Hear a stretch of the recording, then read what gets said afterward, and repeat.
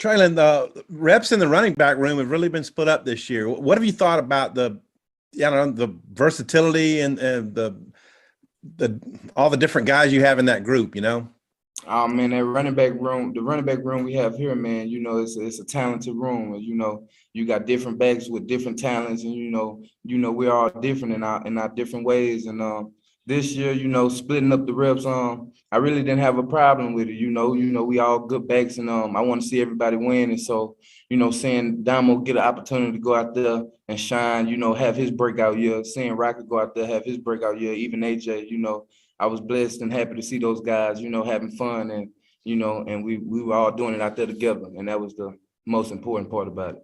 What I've learned as a coach is it's a lot about the board. It's a lot about available scholarships, how many you have left, and when you're sitting here looking at 17 to 19 coming in early, you have to have those amount of scholarships available, obviously. So, but the board, I'm enjoying that part of the job, but you get a whole spring with somebody. I remember I had Andrew Thomas at Georgia, and he got in June, and he started as, some guys get it a little bit faster, and he didn't have any really fallacies. He was strong and athletic and all those things. But you get a guy in spring ball, you have a chance. You have a chance to play. And certainly the ones that are ready will get ready, and the ones that aren't, hopefully we can get them on some type of special teams and help us through there. But I can remember, I don't think it's too many years ago when you were setting, if you got one, you got two, graduated, at Christmas, that it was kind of a big deal. And now I know it's at least 17. I'm not for sure the number. I've been really, really busy today, but I think it's between 17 and 19, and the number certainly could grow. Where you bring in 20 guys into your program in the spring, you're losing 20 some. You have a chance to continue to get better.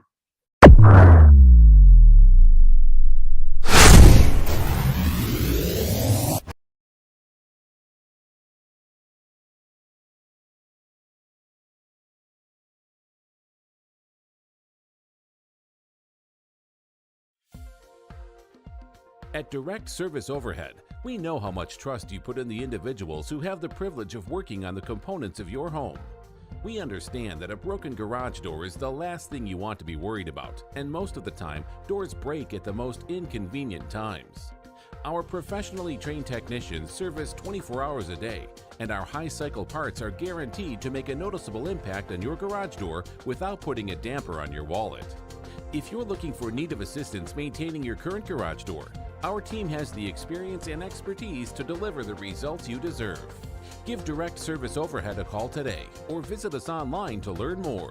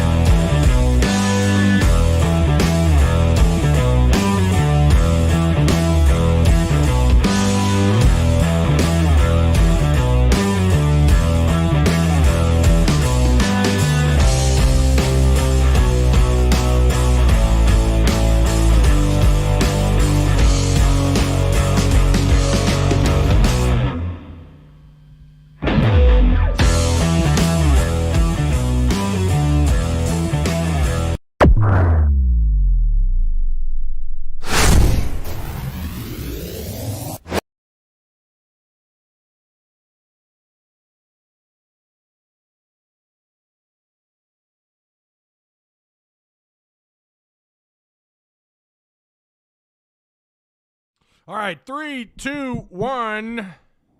Yo, what's going on, Arkansas Razorback fans, SEC fans everywhere? Welcome to the one and only Big Trail Network YouTube channel.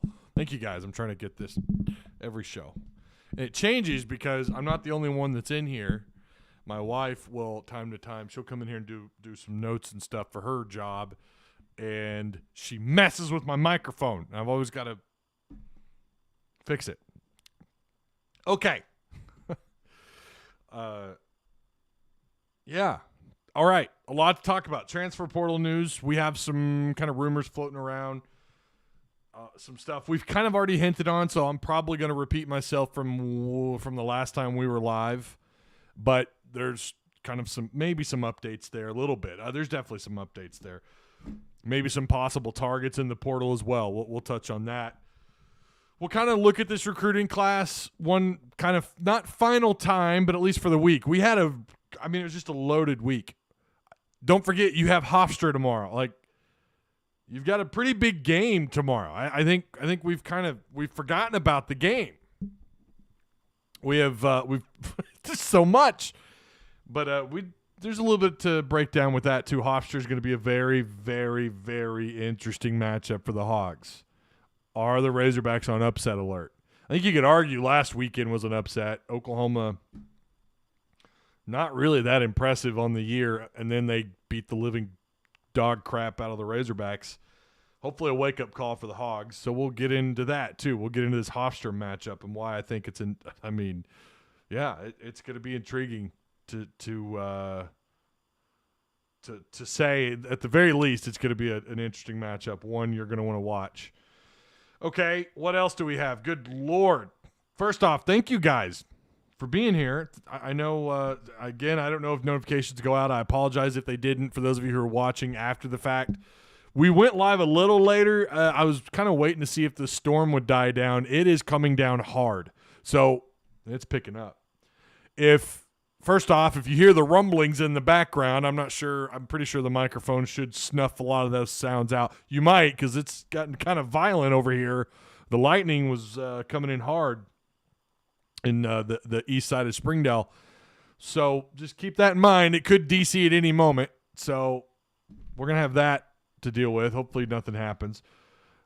So let's also shout out to Patreon supporters. You guys see the list every time we open that bad boy up. So shout out to Patreon supporters. If you're interested or curious about joining, look, at the moment, I'm not hiding anything behind any paywalls. Everything that I have to offer, there's nothing. You're not having to pay for any subscription to get access to any kind of information. What information I have, what information I come across, I share to you guys. We also have that Discord, which is it's turned into a really good Razorback information central hub. And I'm not talking about just the chat. There's been some great stuff in the chat from people.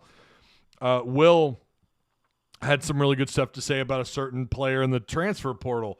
And he was talking about how, I wish I could add that in the transfer portal page. I have that cut off because I don't want chat to fill that page up. You see what I'm saying? Like, imagine, because everyone has something to say about some transfers in the portal, and there's always some good stuff out there, and I appreciate Will sharing that with us. But that's one of the reasons why I left that to view-only pages. But we've got football recruiting. It's all about football recruiting. It's the recruiting page. Basketball, we have SEC. Now, I haven't updated the SEC basketball standings in a few days. I do need to update that, but I was kind of waiting until after tomorrow, to be honest, to update that. We have the final football standings. We kept up with high school football scores. Those scores were brought to you by Hootens. They're not an official sponsor, whether they know it or not. I've tried reaching out to those people. No one ever responds back. But we have those scores there. Of course, that's over with, but we did that this year. And, of course, we have the Patreon page as well. All the updated members of Patreon, they get their names put in that list. It's basically that thumbnail that I use. It's right there. So speaking of sponsors, Direct Service Overhead, the garage door company, you saw the ad there. They'll kind of do it all. If it has something to do with your door, your garage door, they got the hookup for you. They could help you out. They will repair or replace your garage door. They work out of Central Arkansas, Northwest Arkansas. Give Travis Ford and the boys a call. Give them a shout out. Give them something. Hit them up. Tell them Ty sent you. Again, that's Direct Service Overhead, the garage door company. And, of course, State Apparel, who sell the softest shirts that are made right here in the beautiful fine natural state of Arkansas. They have a unique shirt just for you from State Pride. Funny, sassy, sarcastic, pop culture, you name it, they got it. Our shirts are hand printed on premium material that will leave you looking and feeling great. Their stores offer something for everyone. Again, that is Stated Apparel. Both those links are provided for you down below. I really like that PTN Discord. I'm telling you guys, it has turned in. It's blown up. We've added so many people to the PTN Discord. If you want to be a part of it, I recommend that you do. I'm gonna give you a link again as I'm trying to get better at here. Boom. What is Patreon? Well, Patreon is it's just a service that provides financial assistance or whatever you want to call it to it's basically like, think of it as it's just like a monthly subscription. But I don't hide any content behind any paywalls. There's nothing I do. The only thing I hide from you guys are like my notes. I do my notes in Discord. You can't see those. Those are invisible. You guys can't see them. I don't think mods can see them either. I hope not. But I have some hidden places there where I put stuff that you can't see. That's the only thing you don't have access to. Everything else is completely wide open and free. All the information. Look at that. We already added somebody. How's it going? Our Razor Fever. What's up, man? All right. So yeah, it's basically a monthly subscription. It's a minimum of $4. It's just goes towards helping out the channel. It allows me. I actually updated my cam. I've got a new 4K resolution Logitech that I used that Patreon money for. We have. I mean, you talk about the everything that we have here. The software I use to cut up all the videos that you see, some of the subscription stuff that I pay for, like Hogs Plus. I just subscribed to Hogs Plus. The episode 2 of Darren McFadden and Houston Nutt is out today. Witcher season 2 is today. How about that, man? There's all sorts of stuff going on. Spider-Man, the new Spider-Man movie. Everyone's talking about that in Discord today across social media. You got to be wary of spoilers. You know where you won't get spoilers is in our Discord. So how do you join? There's just a link, Will. If you just go down the rabbit hole, you just click the link. Well, I've never actually done this, but I can share the link with you. Hang on just a second before we get going, because, again, we're about to turn this motor on, and it's a lot of good intel we're about to share here in just a second. Where's my Patreon page? Where you at, bruh? Where you at? That's what the kids say today. They say bruh, and it drives me crazy. Have you heard that? Do your kids say that? Those of you who have kids? I caught my 7-year-old. Here we go. There you go, right there. Paste. That's the PTN Patreon if you want to join right there. I don't know why I don't share that more often in chat. I probably should. My daughter, I was picking her up from school the other day, and she goes, bruh, that guy's got really dark windows on his car. What's he doing that for, bruh? And I said, that word is banned in my car and at home. Do not say bruh. It drives me crazy. It's funny to use it ironically, like in a meme or something or in a GIF. Good morning, Ty. What's up, Hoyt? How you doing, man? Yeah, Norwood. So we're going to talk about the let's just go ahead and get into the transfer portal stuff. So first off, we know that this week it's been a pretty heavy hit for the Hogs in the portal.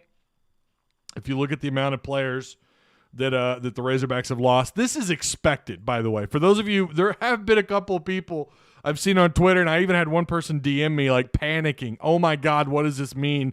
Only the schools that have had heavy coaching turnovers have had this many people transfer out. That's not true.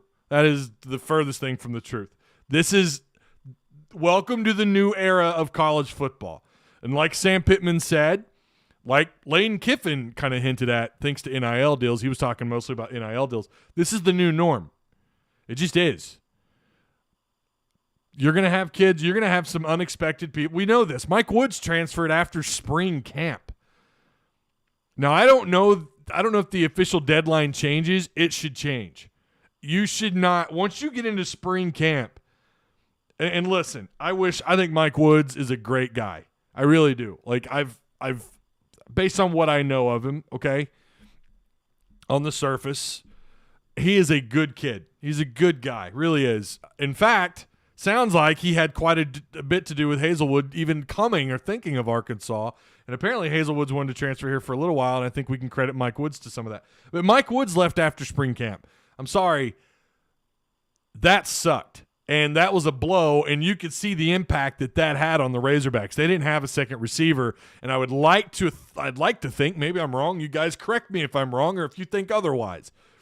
Really, it's an opinion thing, so it does. I don't know. I think more people would agree that it did have an impact on the Razorbacks. More bad than good, clearly. It's never good when you lose a guy and you weren't able to make that up. But he leaves after spring, like the day after spring camp is over with, after the red-white scrimmage.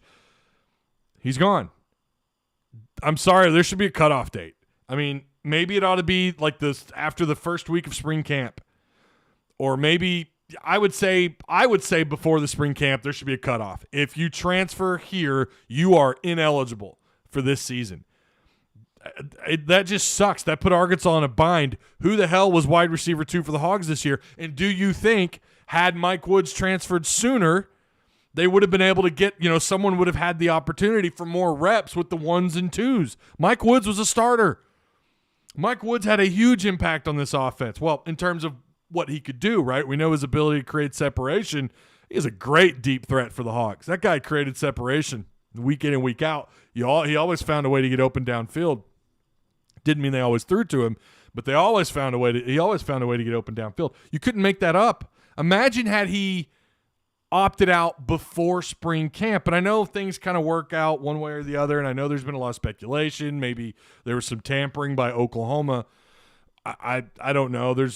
We don't have any physical evidence. We don't have anything to say. The timing was suspicious was all I ever said. But he went to Oklahoma, clearly not the best move for him. And I think we all thought the same. I could understand the appeal of being in that offense with Lincoln Riley and what we thought they had at quarterback. I think there ought to be a cutoff. I just think it should be sooner than being able to leave spring camp and go where you want and be eligible. That's bullshit. I'm sorry. I don't know why the NCAA, and especially with NIL deals too, and with the way we do the instant eligibility stuff now, or the way the schedule is, the way the calendar year works for that, it's the Wild West.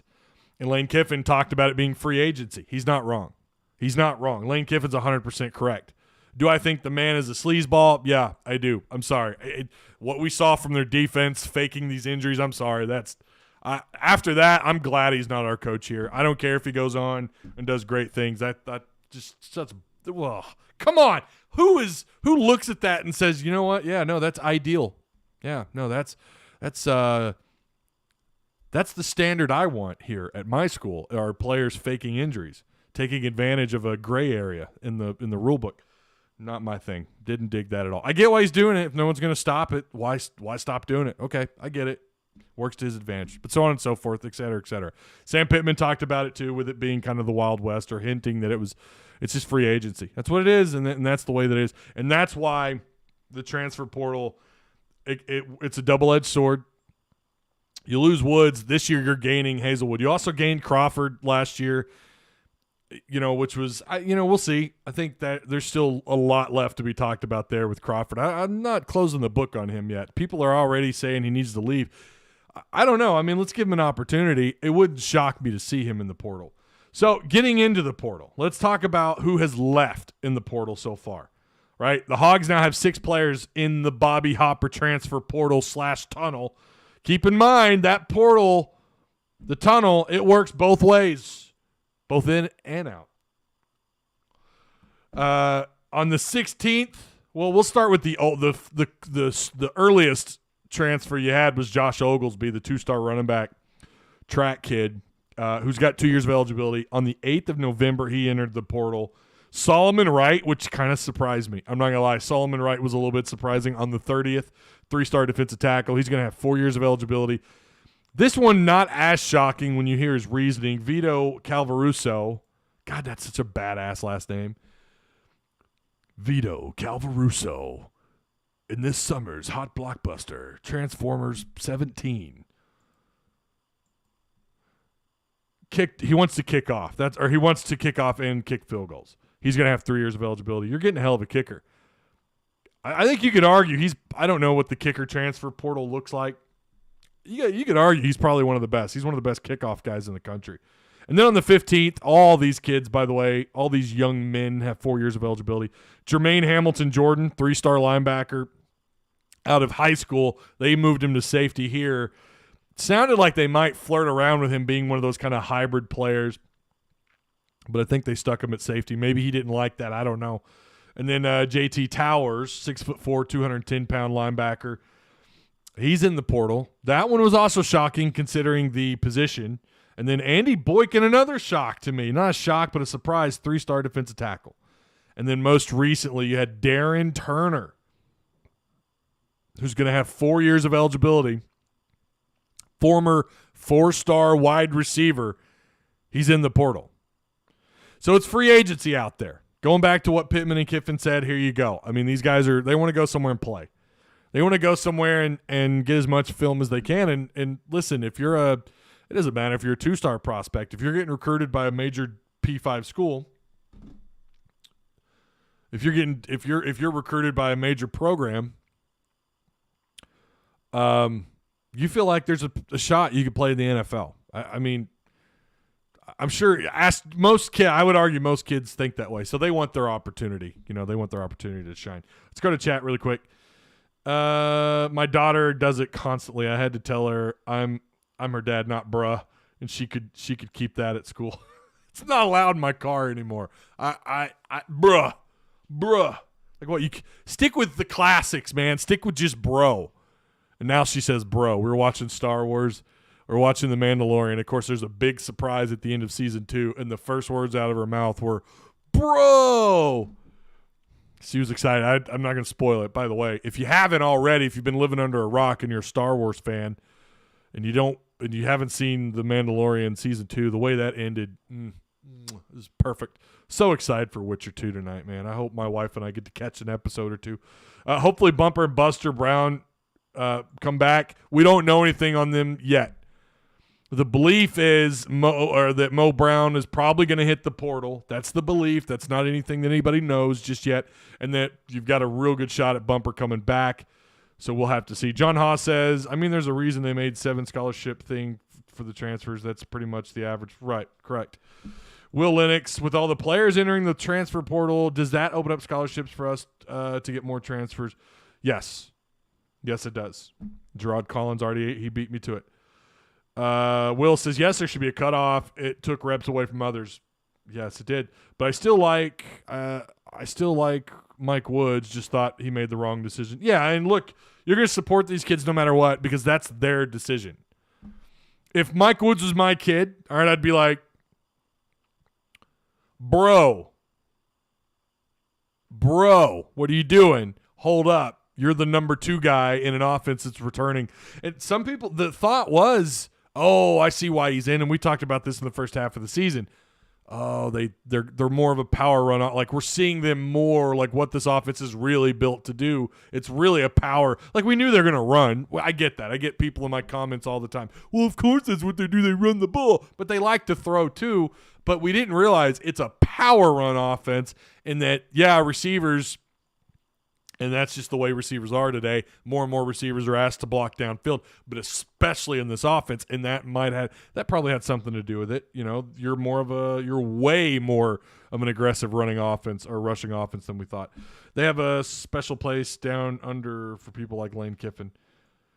I mean, whatever. I just not a fan. I'm not a fan of the way that stuff with the faking injuries, taking advantage of that system is garbage. I'm sorry, man. That's garbage. Because now every time, just face it, you do it. I know I do it.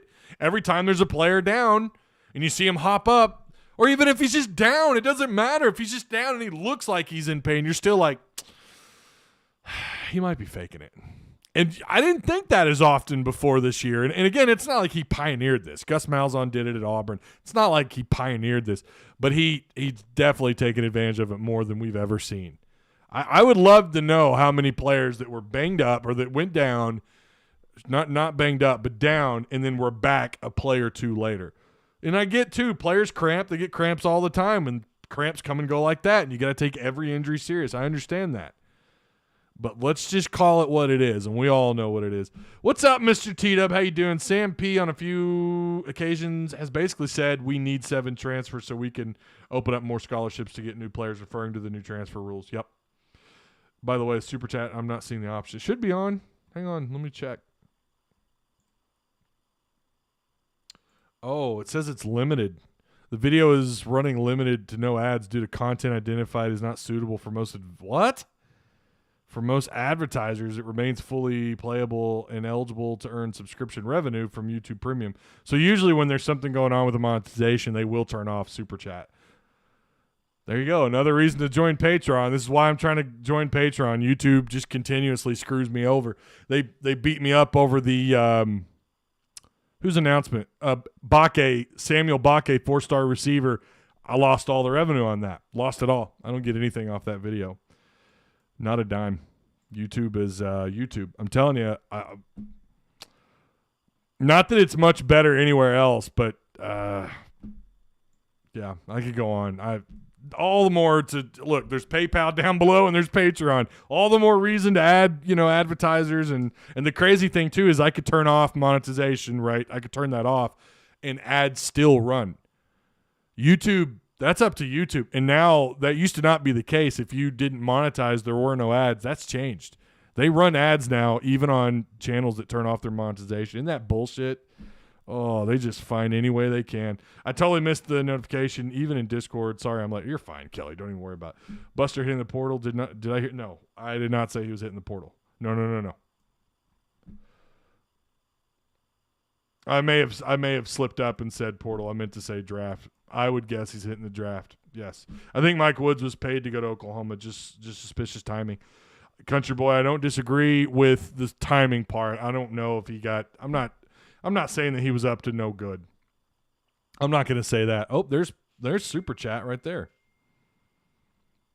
They did demonetize it, or it's limited this time, so I don't know. YouTube is going to make their money. That's right, they are.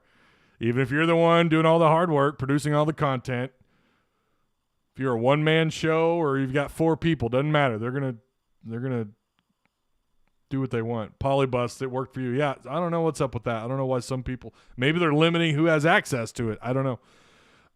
Where do you think Treylon Burks would be? I have no idea if you're asking about fit. I don't know, Will. I mean, I would love to see him in a Ram uni, but they don't need receivers and they don't have a first-round pick. I've heard Philly. I've heard Baltimore. I've heard who's the other one? Because he's projected somewhere in the top, somewhere 20 to 30. I'm going to tell you something. Don't be shocked if he goes to the combine and he turns heads. He needs to run his 40 at the combine. I hope that he does it. Wrapping gifts and listening. Look at you, Hoyt. Yeah, get the likes up. Yeah, thank you for that. Thank you for the likes. Hit the like button. Everyone go vote on Twitter for the Hogs over Texas. Wait, what? Oh, he's posting a link in Discord for that. Okay, let me look. Okay, it's for the baseball uniform thing. Yeah. If you want to vote on that, copy. I think I should be able to just paste that right on over. Right? Can we do that? Will it let me? Yeah, there you go. If you want to go vote on that, there you go. Thanks. Thank you for bringing that to my attention. Yeah, I got you, Mike. I got it. I shared it. KC is good with me. Burks to New England, LA Chargers. Yeah, of course you would say that, John. Of course you would say that. So what else do we have going on in the portal? Who are some likely targets? Okay. Now, I'm going to go ahead and just tell you what's going on with Drayton Norwood. Okay, I'm just going to throw it out there. I think this is mostly public, and maybe I feel like I talked about this Wednesday, maybe not. For those of you who didn't catch it, Drayton Norwood, who was the 4-star defensive back out of Fort Smith, out of Northside. It's always good when South and Northside are producing, man. You need the River Valley to get back. You need Greenwood to get – and Greenwood does. We know Greenwood does a good job.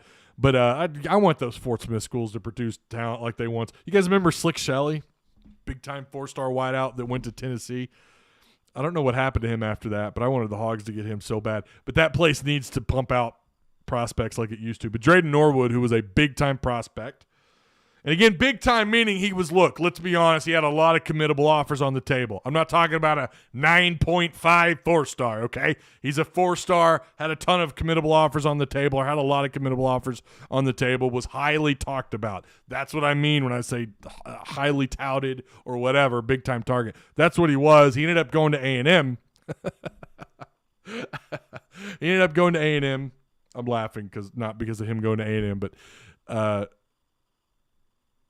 yeah, and now he's in the portal.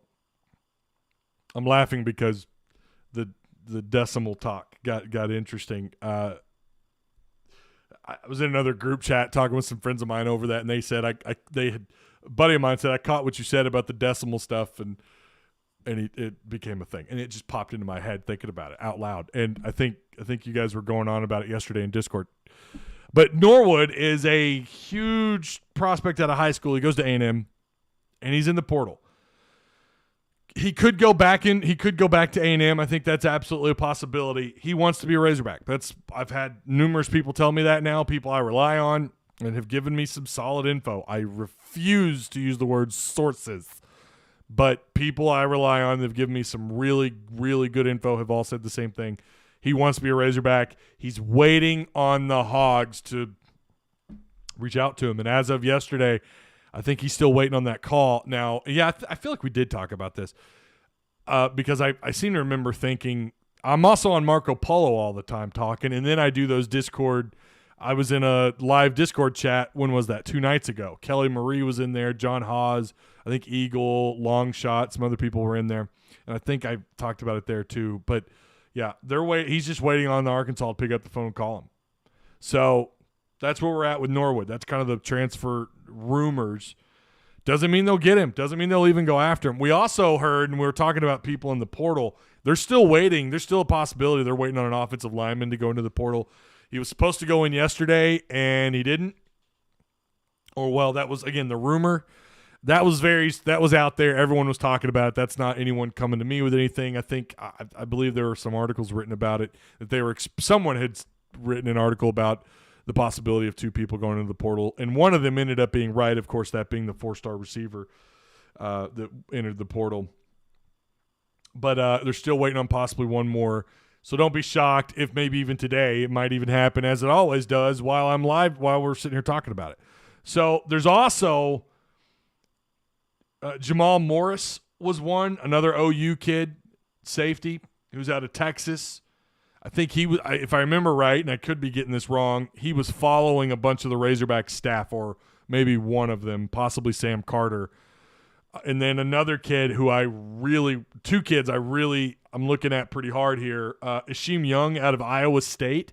That kid could be huge. I think it was Will that shared a video. I didn't catch that video, but I have seen him talked about in other places. Would be a big-time get, pretty physical player, and someone that, look, I know at safety you feel good because you got Catalon coming back. We still don't know how the portal's going to shake out. We still don't know if you're going to lose some more people back there. There is the possibility that maybe, and I've heard this brought up, although I don't know that there's much to it right now, but you wonder how Catalon returning will impact Slusher. So, and I think Young has, I want to say he has 2 years of eligibility, maybe 3 because of the COVID year. So he's got at least 2 years of eligibility left. So that's a big time. Again, he was a 3-star safety out of Pennsylvania. I'm Hotep Institute. Never heard of it. But he's out of Philly. Again, he was part of the 2019 class. He's listed about 5'9.5", 200 pounds. Catalon's not the biggest cat, and you see what he's capable of. The other one being an Alabama linebacker, an Alabama 4-star linebacker. For those of you who love the decimal stuff, he's a .93, so there's that. You ought to be excited he's a .93, because apparently Bakke, who's a .90, wasn't exciting enough for some people. Here you go, .93 in a position of need, 4-star. Jackson Bratton, 6'3", 233-pound inside linebacker. He enrolled on January 6, 2020 for the Alabama Crimson Tide. This is someone I would say I would highlight his name and just make it apparent, stamp it on on Michael Schur and and everyone who's recruiting, whoever recruits that area for this staff, you need to be all over it. The belief is also, and I don't know if this has been verified, but I think he's also followed Michael Schur and Coach Odom as well. So there's at least the possibility that you've got something there. That would be huge. He should have, I think he should have the full 4. I think he should have at least 3 to 4 years of eligibility. And boy, that caught fire. That caught 12 flames on the Bobby Hopper portal page in our Discord. Also, so I could have titled this video after this subject, but I didn't because I don't know if there's much there. But Malik Hornsby not spotted at practice 2 days ago. Now, I don't know if that's changed today or not, or yesterday, but 2 days ago he was not seen at practice. So I don't think he's in the portal. We talked about this too, didn't we? I feel like I said we'd probably repeat some stuff. The problem is I'm talking in too many different places and I'm talking to too many different people. And I forget what the hell I talk about sometimes. That's why it's important to go over your notes, right? Your Friday show notes, Ty, stick to them. So that is something to keep an eye on with him. I've not heard anything about him entering the portal, but there's that possibility. Okay. Goodness. We still got more. Players on campus early. I don't know. You guys who were here at the beginning of the show, you caught Sam Pittman talking about it, and Otis Kirk wrote an article about it. At the moment, it's entirely possible the Hogs, for the first time ever in school history, could have as many as 17 to 20 players. Right now, the number's 18. It could go up. There's always a possibility it could come down, too. But I think by now we would know that if they weren't eligible to come early.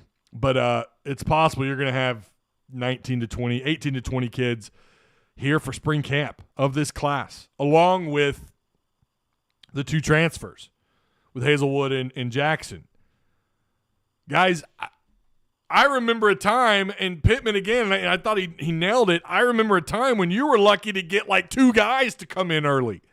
And now you're seeing that number start to go up. And yeah, Arkansas won't be alone here, but that's incredible. That's huge, especially when you talk about in positions of need. You talk about these receivers. You talk about the linebackers. You've got 3 linebacker commits, all of which are going to be here. And I've been saying here for a while. I've been saying for about the last month and a half, they're expecting a large number. I had no idea it was going to be like 90% of the class. I said you would get 90% sign early, but then for them to be eligible to enroll early is huge.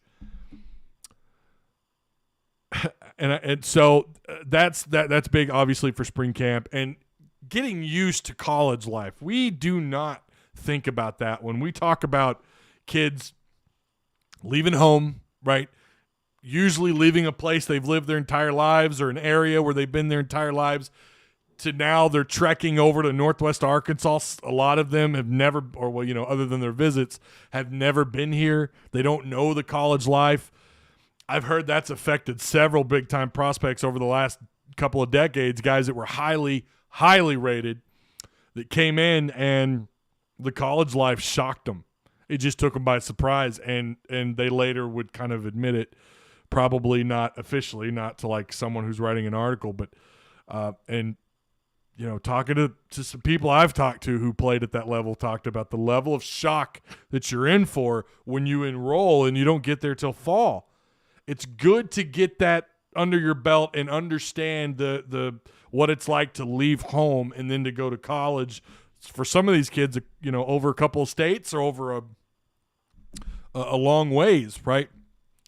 So then that's also something to consider with transfers. You get kids that are transferring across the country. Now they're really leaving, their part of the world. But, yeah, I think that it's a huge deal to get these kids here on campus ASAP. And I'm going to say, too, and I brought this up a couple times before, we saw last year Rocket Sanders, okay? He's here. He participated during spring camp. A.J. Green didn't. Who had the most carries? Now, you watch A.J. Green run, I get he had some mistakes, and he kind of hurt himself, and he limited himself in terms of carries. But that Rocket being here sooner gave him a pretty big advantage. And he clearly, I mean, he's one of the best. I mean, he's regarded as one of the top returning. He's going to be regarded as one of the top returning backs, is, you know, coming off of freshman year. I mean, he's made the all-freshman list. It was a big deal for him. I feel like that had an impact for him to be here sooner than later. But AJ Green did not participate in spring camp. He was busy doing track. And look, I get it. Track is life, okay? I don't know how often I'm told that. I get it. Track is life. Okay? I understand that. But, I mean, how much money are you going to make? Now, maybe, I don't know, you can go on. I don't know how much they pay those guys to run the Olympics. I have no idea. I don't know what's possible for track stars. I have no idea. I really don't. I'll admit I have no idea what that life is like beyond college and what kind of opportunities are there. But let's be honest. If you're a highly rated prospect, there's a good chance, especially going to a place like Arkansas where the running backs, that position was so wide open, outside of thinking Traylon Smith would be the guy, but not knowing who was behind him. Look how that turned out. And Raheem Sanders, and I think Raheem Sanders is a monster, by the way. This year, you're going to have some kids. You're going to have two receivers not be here for spring. I have the list of names here. Centennial will not be here, and Bakke. Power flickered. I better hurry this up. Samuel Bakke will not be enrolling early. Neither will Nico Davier and Kutas. Those are guys that will not be able to enroll early as of this morning. Now, that could, again, any of this could change. We know that there's papers and stuff. But you're going to have one receiver that is going to be on campus. Quincy Mcadoo will be here. He is expected, last I heard, he was expected to come in and be here early. That's going to be a kid. You talk about how wide open that looks right now. That could change after the bowl game, by the way. All it's going to take is Warren Thompson or, Jackson, Keytron Jackson, have a big game, and that change the narrative. But it also may not, and we never saw a wide receiver 2 step up. Hell, we never saw a wide receiver 3 step up this year in a year where, I mean, luckily you were so stout on the ground and you had Treylon Burks, you could kind of make up for that. But next year that's not going to be the case as much in terms of, who you have to throw the ball to. At least not right now. It doesn't seem that way. So you think that's not going to be a big deal for Mcadoo to be able to come in and get that opportunity, assuming he stays healthy and he's a full participant during spring camp? That's a huge advantage he's going to have over those two. Centennial, it's because of track. I don't know if Bakke run track? I really don't know. Is he a track guy? I'm not sure. But so, yeah, that is something to keep an eye on. Oh, boy, my numbers are going crazy. My connection numbers are going nuts. I hope you guys can still hear me. Is that DC? It's still showing. We're good. Okay, we're good. So that's just something to consider. You're going to have a lot of kids on campus early. I'm a little, don't get me wrong. You're still excited about what's going on in the receiver room. Kind of bummed we're not going to get to see either one of those in a Razorback jersey for spring camp. I was really looking forward to that. I knew early on Centennial wasn't. I didn't know that about Bakke until yesterday. But, yeah. All right, where are we at? We're at 45 minutes. Let me get to chat. Sorry. T-Dub with the super chat. Hornsby was at practice yesterday. He was under the weather for a day. Okay. I don't know why that information wasn't available a couple days ago because no one had any idea where he was at. Early enrollment speeds up the development process. It really does. When you can get those kids here, it's a big deal. Did anyone see where Toll is back in Northeast Arkansas and playing for A-State? Someone mentioned that in our Discord. Lance had a cousin move to Michigan to play football. I didn't even survive his first year before he came home. I see what you're saying. He couldn't handle the college athlete life. It's a lot. It is, and we don't talk about it. We do not discuss it. We just assume, he's a big-time prospect. If he doesn't perform on campus, that means he sucks. If he doesn't produce, he was overrated. We need to understand also not only that your game doesn't always translate onto the field at the next level. You're going from high school to Power 5 football to SEC football, and then there's the campus lifestyle, right? I had to leave U of A after one semester, and I wasn't even an athlete. College life will get you. Who's going to be a big blocking tight end? Well, that's left to be seen. I don't know yet. John Hawes wants to know, or no, it wasn't John. Who had the question? Oh, Ty, what's your opinion on the number 1 recruit, Hunter, going to Jackson State? I love that happened to Florida State. That's all I'll say on that. Yeah. If Outley is healthy, remember Outley dealt with a pretty serious injury his senior year, Alex, but I could see Outley coming in and hopefully being that guy. John Haas says, I mean, look at Warren Thompson. Dude wasn't here for spring ball, and it showed. You're exactly right. Arch Manning to Arkansas. You heard it here first. Laugh out loud. Oh, T-Dub, what you doing, man? You're going to get this chat going wild. Sup, Ty? Obviously hypothetical here. If we didn't have KJ, would we have went after Bo Nix? How good is he, in your opinion? Boy, that's a tough question. I think he's better than what Gus or anyone else was able to do for him. I think he's better than what he did at Auburn. I don't know how good he really is. I really don't. I feel like the right system, he could have been a pretty good quarterback. He could have been a really good quarterback, I think, in the right system. You feel like he was misused. I know Auburn fans kind of felt that way, and don't get me wrong, it's real easy to write him off. Oh, he's whatever, blah, blah, blah.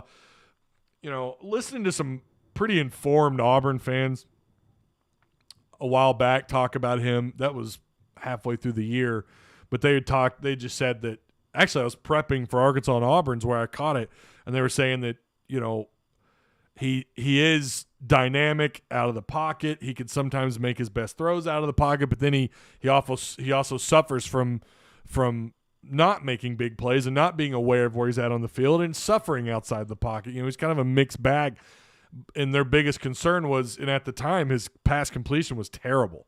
I think it was worse than the SEC. But that was a big concern of these particular individuals I was listening to. But they also thought, you know what, he's got a high ceiling. They felt like he was just being misused. I don't know. I mean, would we have gone after him? No, I don't think. I don't think so. I really don't. I think considering how vast the portal is, no.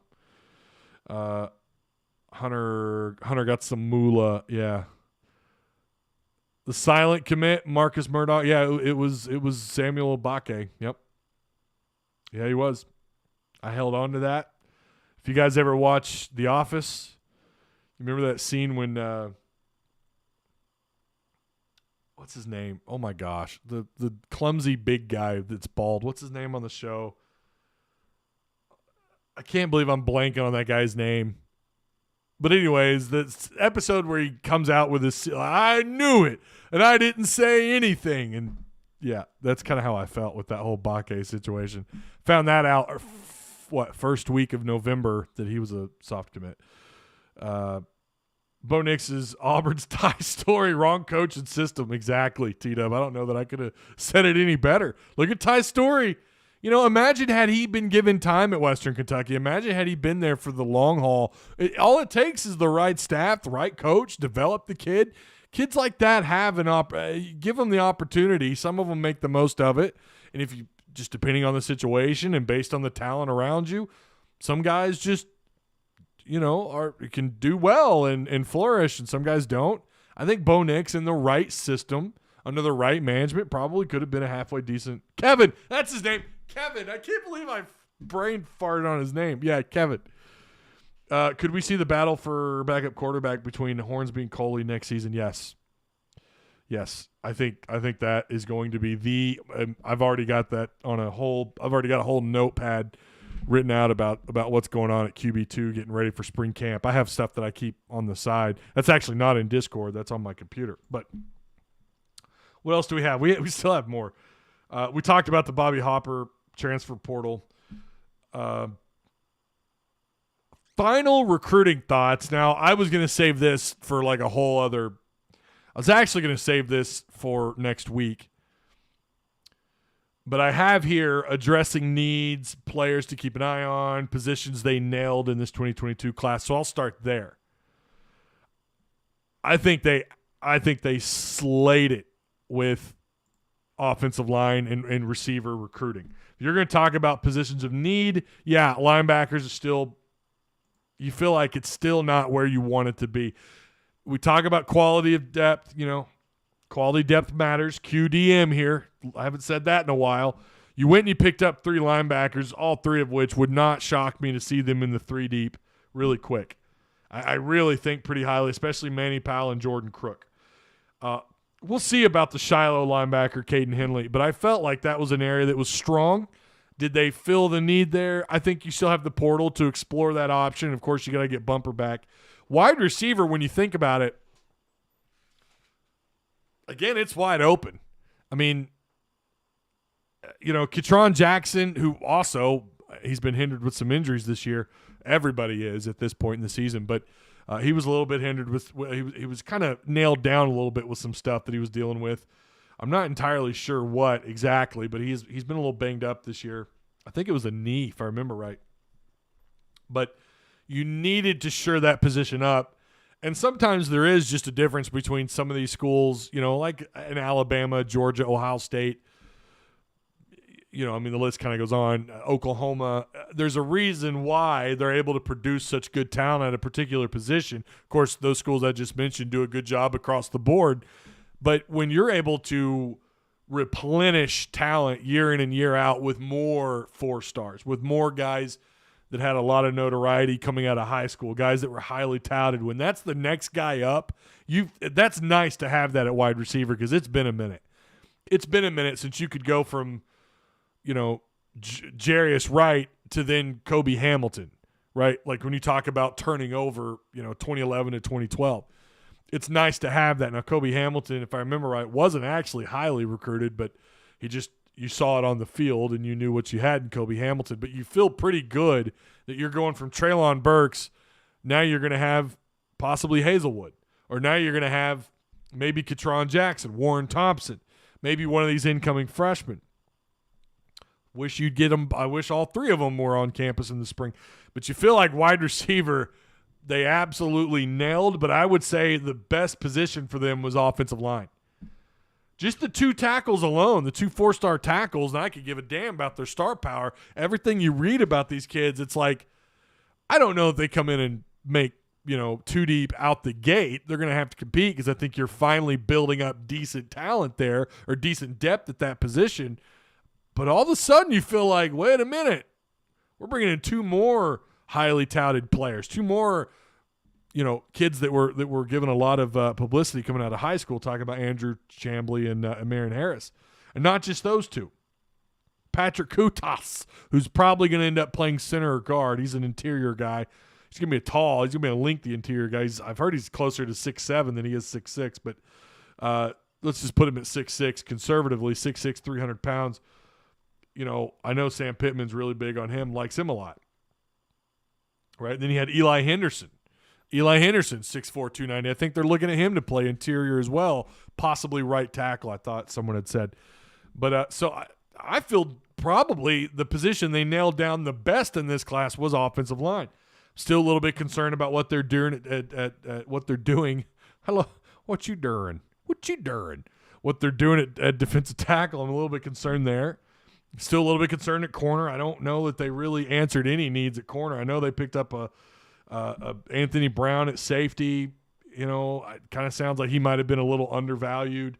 And Jalen Lewis, I think they're pretty big on. And again, anyone you talk to that talks about Lewis coming out of Tennessee, maybe he was undervalued a little bit. But I still don't look at that corner spot and go, have you answered a need at that position in the last 2 classes? And what kind of problems do those present later on? And you remember with Pittman, Brett Bielema, at the end of his cycle, in the last couple of years, there were some big question marks about what he's doing on the line of scrimmage in terms of recruiting. That had a pretty big lasting impact on the Razorbacks. You can argue that, Arkansas's defensive line, like just the numbers alone, are some of the worst we've ever seen at Arkansas over the last several years. And that kind of started under Bielema, especially after you lost Flowers and guys like that. Darius Philon, list kind of goes on. But they've struggled there. Dietrich Wise never really filled a role here. He was always kind of looked at as a rotator, which is what he is in the NFL to this day. He's kind of someone that just rotates.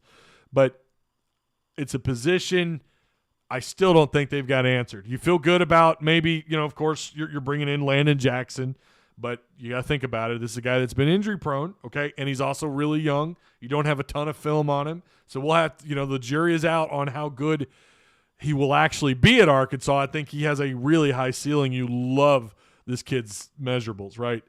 Long arms, long body, athletic, moves well for someone that size. Could be someone that makes the two deep. Wouldn't shock me at all if he makes the two deep. He's already had 1 year of college, right, at a major program.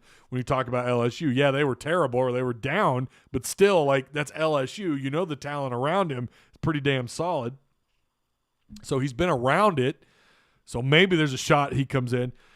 So I would say the positions I feel best about in this class, offensive line and receiver.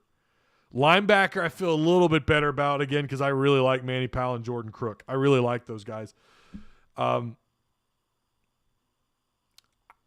course, there's, again, if you want to talk about someone who's someone that maybe isn't getting the respect they deserve, probably your long snapper, right? Who's an All-American and no one's really talking about. I mean, I think that's important. Now, again, I'm not a fan of taking two special teams guys in a single class. I'm just not. That's a position you talk about needing. We're talking about needing room for people. It's you use two scholarships on two special. I get one, especially a punter. But in this case, Eli Stein, who's an All-American, 6'3", 215 long snapper. I don't know if that really matters for a long snapper, I guess. I don't know. But All-American, big time. I mean, yeah, you're not going to turn that down. He's going to participate in the All-American Bowl. Max Fletcher's your Australian punter, who has a hell of a leg, by the way. Will not shock me if that guy comes in and he's big time, right? In the same way that Cam Little affected the game. So this year it's kind of I think we can make an exception this year. This year you kind of understand why they did it, especially with the possibility of losing your long snapper and what's happening at punter. But yeah, everything. The more you read, the more you hear about Stein. It's oh, all right, yeah, I like him even more. Even after hearing that he's an All-American playing in that bowl game, I was yeah, okay. And then the more I'm talking to individuals in the know, it's I see what you're saying. So yeah, I don't know. We could kind of go up and down this list of guys. Maybe we're not talking enough about. Quincy Mcadoo kind of got buried because of Centania and Bakke, both those guys coming in later. He was your first receiver committed to this class, 6'2", 6'3", 180-pound frame. He looks good. Everyone that's had eyeballs on him have done nothing but brag about Quincy. So we'll see. And he will be here for summer camp. That matters. Any possible well, we already went over the targets earlier. But yes, I think Jackson Bratton is someone I'm sure, again, with him following the defensive staff and them following him back, at least you feel like they might be communicating.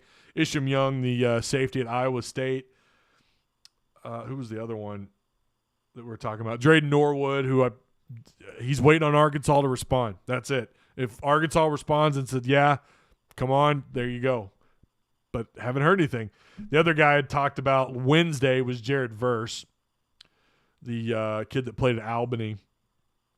6'4", 6'5", 250-pound edge rusher. Guy put up monstrous numbers, and he's got offers from everyone. Arkansas, Missouri, Tennessee, Florida State is all over him. I haven't had an update on him, so I don't know if he's actually committed anywhere yet.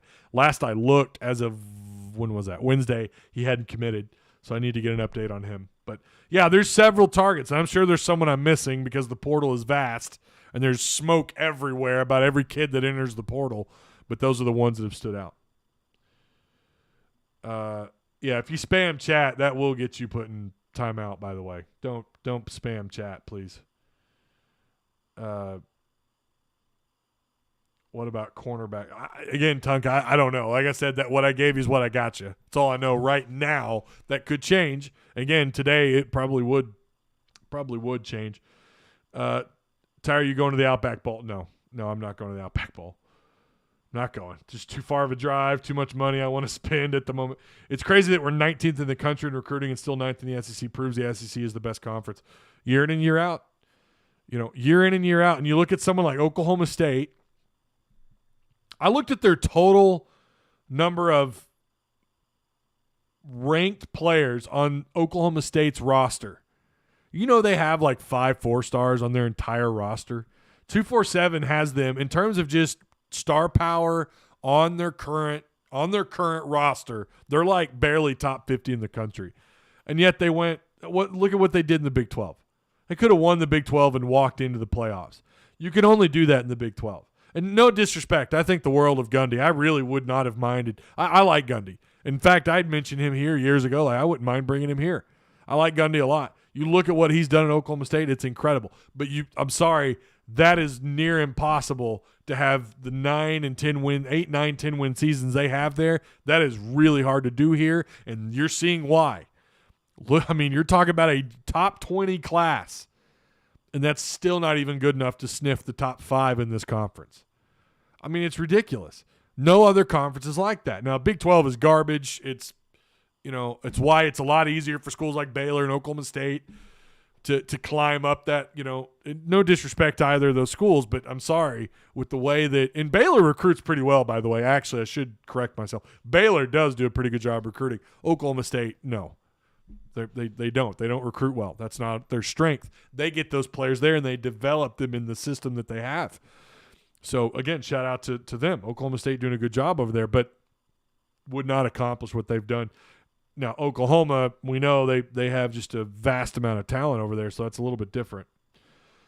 The good thing with Lewis is he has great ball skills. Dude had like 1,000 yards receiving, and he can play DB. He can catch and he can move. Right.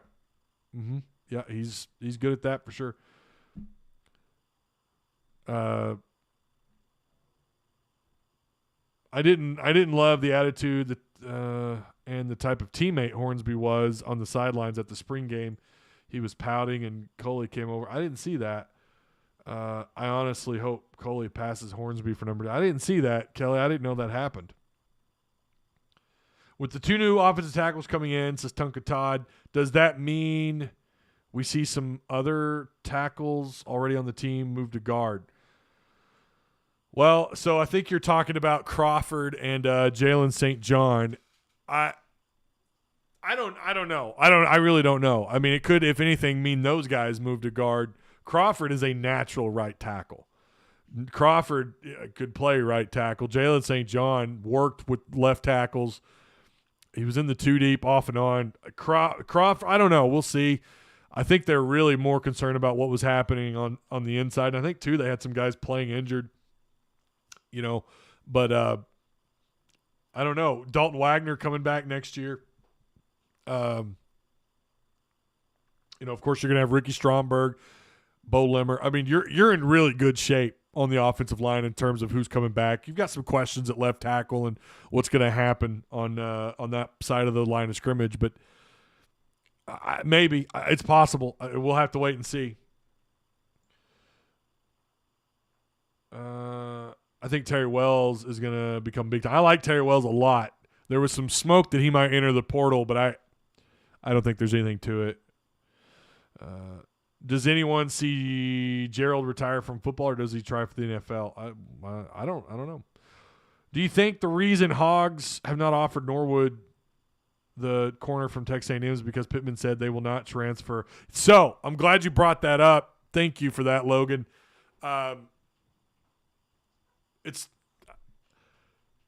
It feels good to hear a coach verify something you've kind of thought all along, and that's that they want players with film. Even if it's a little bit of film, even if it's just a small handful of games, or unless it's at a position they really, really, really are desperate at. Norwood, who solid DB at Northside, I know that. I don't think he played a down at A&M. Someone correct me again if I'm wrong. I don't think he played a down at A&M. No film. Maybe that's what's going on. I'm glad you brought that up because that is exactly what I think could be happening with Norwood. It could be a situation where maybe he probably should have been kind of maybe the hype that he had coming out of high school maybe he was a little overhyped. Not saying he was a bad player, because he wasn't. He was a solid player at Northside, really was. I really did not. I hated seeing him leave the state, obviously. I hate to see any kid leave the state, but you don't – look, it happens for a reason. It is what it is. You got to support them no matter what they do, or at least, don't say mean things to them on Twitter, I guess really what I'm trying to say. But I think that is kind of what's going on here. I think that they do want players that have film that they can watch, that they can see. And Pittman brought that up. He said that when he talked to the media. Yeah, no way Texas and Oklahoma should not be winning the Big 12 almost every year. Yeah. I know, right? And you wonder why Oklahoma's dominated that conference. It's because no one in that conference really outside, and Texas does recruit well, but no one really – look at the NFL production there. Like, look, they're not exactly booming with NFL talent in that conference. They're just not, especially on the defensive side of the ball. Oklahoma State did a good job on defense this year. I know that. They were really solid. They did it with transfers and 3 stars. Is there something I missed with LaTerrence Welch? I saw a tweet from yesterday saying Arkansas fans are weird. What happened? He lost a bunch of follows after he announced LSU. I think several people kind of were laughing at him over that. In that era, I always thought our classes were always underrated. I think they were. I really do. Still don't get how A&M is number 1 class. Well, it's A&M. When they joined the SEC, like, all bets were off. They went from being maybe a top 20, top 25 recruiting program some years out of that to, in an instant, now they have top 20 or top 5 classes. That's the difference, right? And it sounds like Oklahoma and Texas may be stuck in the Big 12 for a little longer than we thought. I thought I read somewhere, and I have not looked this up. So if someone has an article on it, please send it to me on Discord. But I thought I saw where the Big 12, somehow they're going to survive till 2025. I don't know how the hell they're going to do it. And that could still change. And I think that it probably will. But I thought I saw somewhere, it was an article, or maybe it was on Twitter, someone shared an article, but it looked like the Big 12 is going to probably stick around for a little while. So that means the buyout isn't going to change for them to leave until, and Oklahoma doesn't have the money, I thought I read too, which is crazy. Oklahoma and the history they have there, but history doesn't always equal dollar signs though, right? Kutas is the center. Well, so Kutas is expected to play interior, yeah. St. John, Marion Harris, Kutas, Chambly Crawford for the future. Oklahoma and Texas isn't ready for the SEC. Oklahoma has Kyler Baker. What? I don't know what you're talking about. You're going to have to clarify what you're talking about there. He played 5 games. Who played 5 games? You're talking about Norwood? Did he play 5 games? Let me look. Hang on. I had something pulled up here. You got to remember too, just because it registers that they played in those games, it doesn't mean that they played. Sometimes it means they might have stepped on the field. Let's look. Texas A&M. And if that is the case, then it's like, what's really going on? Because then if he's playing and if he's producing something on the field, then what are they waiting for? Let's go. A&M, up.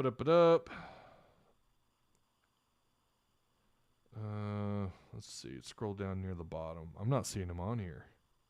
I'm not seeing that he even registered a tackle.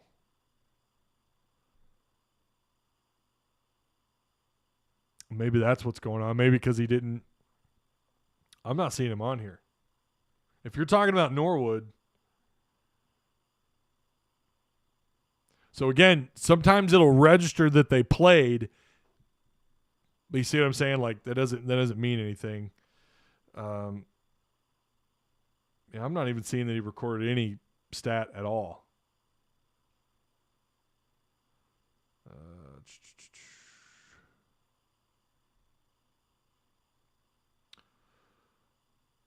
Yeah, I'm not seeing anything. So I don't know. I don't know if he.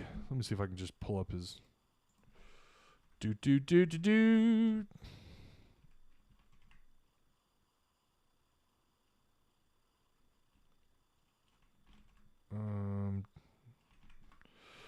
See if I can find him here.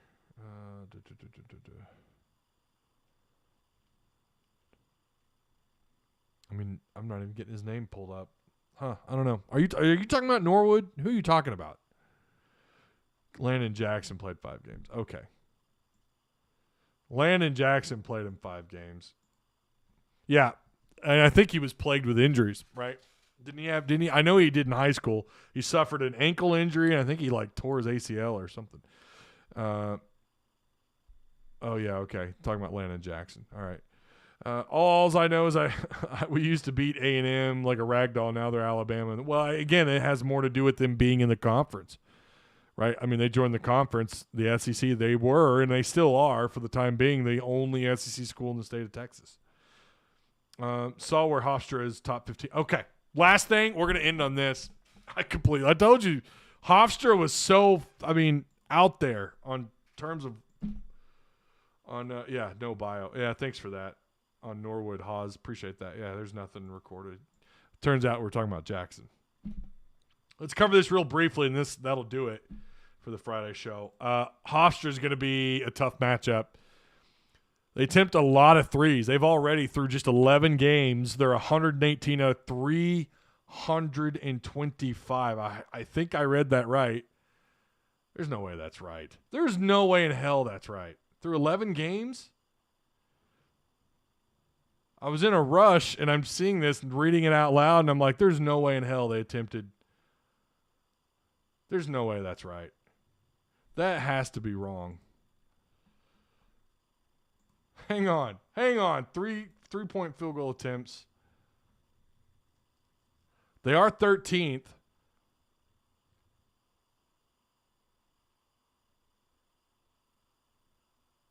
Holy shit. There's no way. See, I typed in a hurry, and I didn't actually read that out loud. I know they do shoot a lot of threes, but I was looking up the actual number today, and I just copy and pasted it really quick off of the NCAA stat site.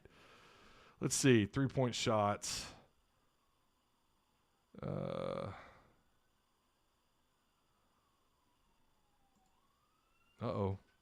I hear emergency. Oh my God.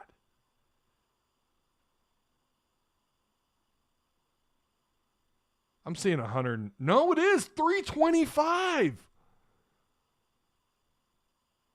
Holy shit. I guess it just, when I pasted it, I guess it just didn't, I didn't absorb it. Oh my God, that's a lot of shots. No, this has got to be an error. There's no way. What did someone do the math? Max Johnson went to yeah.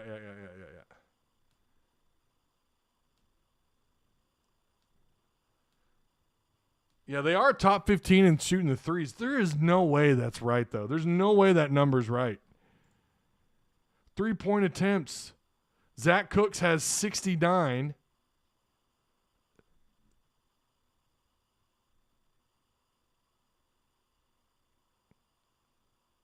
Oh, my God. That is a lot. I still don't know if I'm seeing this right. Zach Cooks is their leading 3-point, or is their leading shooter. He's averaging about 17 points a game, 3 rebounds, 4 assists, 2 steals. They move the ball well, too. I saw that. I'm in disbelief that that's their shots, their attempts. I'm horrible at math. I'm going to do the math here. 325 divided by 11. Dude, that's 30 shots a game. That is a shit ton of shooting outside. Yeah, that's top 13 in the country. All right, so we saw it right. That's 30 attempts outside. Now, I knew they took a lot of shots because, I was reading an article about, they move the ball. They set up their own shots really well. Damn. There's another ambulance driving by my house. I did not realize it was that many. It did not compute to me that they shoot that much outside. That's a lot of shooting outside. So they are active. They do move the ball around well outside. They do lead to an assist. So I have it noted here. Hofstra does a great job setting up open looks on the floor. They average around 17 assists per game, putting them top 20 in the category. Another guy to look out for, not only talking about Cooks, but also look out for where's he at? I don't see him. Omar Silverio. Omar Silverio is another guy that's done pretty well shooting outside. He's made 30 of 75 attempts. Good God. Damn, that's a lot. That's a lot of shooting outside. So for that reason, that's the interesting matchup. I just didn't realize they took that many shots. I did all my crunching this morning. Kind of looked at them briefly on, was it Monday, I think? I was just kind of looking down their roster, just kind of looking at some of their minutes on the floor, trying to get a good idea of what they have to operate with. They have a lot of guards. They have, let's see, how many guys are in double digits in minutes or in 20 minutes plus or so. They've got 1, 2, 3, 4, 5, 6 players in 20 minutes or more. Obviously, Zach Cooks, who's their leading scorer, gets about 37 minutes a game. He's shooting 32% outside, and Jalen Ray is shooting 45% outside. 41% from Dubar. They're really active outside. So that's something to keep an eye on. Good Lord. I don't know. That was kind of crazy. Marcus Murdoch, spam payment. Oh, well, I thank you for that. Ty, did you see Welch said on Twitter? I didn't see what he said. No, I just know that he wasn't happy. People were unfollowing him. What you gonna do? What you gonna do when they come for you? Did you guys hear the ambulance? Maybe the cops? I don't know. Did you pick that? Or do you hear the thunder? It is loud. That's so weird. I heard sirens and you said, uh-oh, emergency. Yeah, I've heard like 2 or 3. Sound like 2 or 3 flew by. They'll light up against Arkansas. Arkansas is one of the worst 3-point defending teams in the country. So Hofstra, who right now, they're 6-5. They have losses. They lost to Houston on the road, but it was a close loss, 83-75. They lost to Maryland by 2 points at Maryland, okay, 69-67. And then they went on a 4-game win streak. I think their biggest win, I've never heard of the Molly Lions. I don't know who that is. They don't have like a huge win on the season. They did beat, who did they beat that was, they beat Detroit.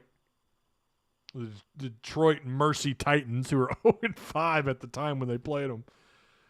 And they're coming off a win versus John Jay College of Criminal Justice. So, and they beat them 102-51. Damn, they shoot a lot outside. This is going to be a crazy game.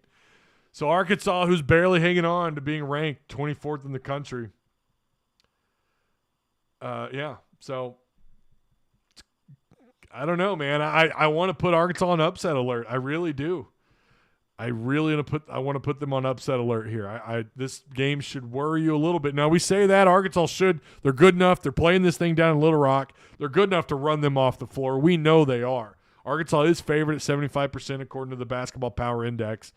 Again, you're talking about 9-1 Hogs who have some a couple of decent wins under their belt. Hofstra, who have some good-looking losses under their belt, but no big wins for them. This would clearly be a huge upset for Hofstra if they could pull it off, but Arkansas is going to have their hands full. These guys, their ball movement is good. I have not watched Eric Musselman's breakdown. I just finished Sam Pittman's video, and I just finished KJ Jefferson and, good Lord, Traylon Smith. I just finished their videos last night. I haven't had a chance to catch Eric Musselman's video breaking them down yet. I'll do that here in a little bit. But Hofstra's going to present some issues. Again, this game, it's at 7 o'clock. It's what ESPN says. They're not always right. I think that game's at 7. But that's going to be at the North Little Rock. It's going to be in the Simmons Bank Arena. So we know they've struggled down in Little Rock before. We know they've kind of struggled down there a little bit. And so we'll see how they do against Hofstra. It's going to be a good matchup. All right. Hey, Ty. What's up, Tony Brown? How you doing, man? Just seems like shoot lights out against us. We played decent D. Well, I think they play good. Like, I think they play pretty well most of the time down low in the paint around the net. I don't think they do very well out in the perimeter. They struggle to prevent anything outside. They struggle to create contested shots, and that's been an issue all year. Ball screens outside. It's like they just kind of get lost. I don't know. It's clearly – hopefully – here's what I think happened this week. I think Musselman – I think I wouldn't want to be one of those guys this week. And that's what I would clearly pick Arkansas to win this game. I think it'll be close.